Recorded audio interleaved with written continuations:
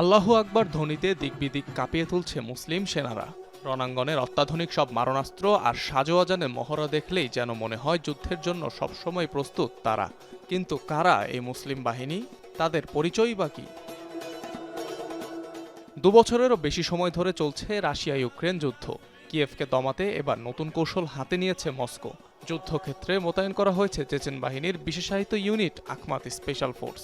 রণক্ষেত্রে Chechen বাহিনীর সাথেই কাঁধে কাঁধ মিলিয়ে যুদ্ধ করবে তারা, এমনটি দাবি বিশেষ এই বাহিনীর কমান্ডারের।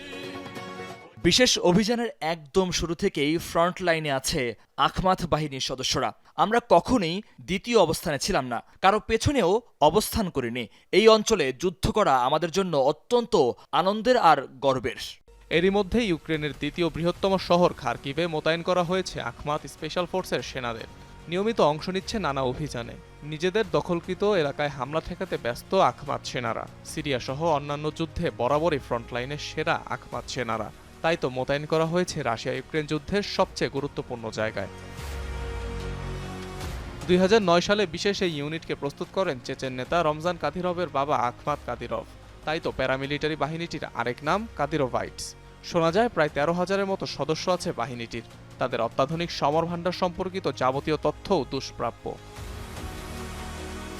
রাশিয়ার ন্যাশনাল গার্ডের অংশ হিসেবেও দায়িত্ব পালন করছে আখমাত ফোর্সের সেনারা। 2022 সালে ফ্রন্টলাইনে মোতায়েনের পর সফল অভিযানের মধ্য দিয়ে গুরুত্বপূর্ণ অবদান রেখেছে বিশেষ বাহিনীটি।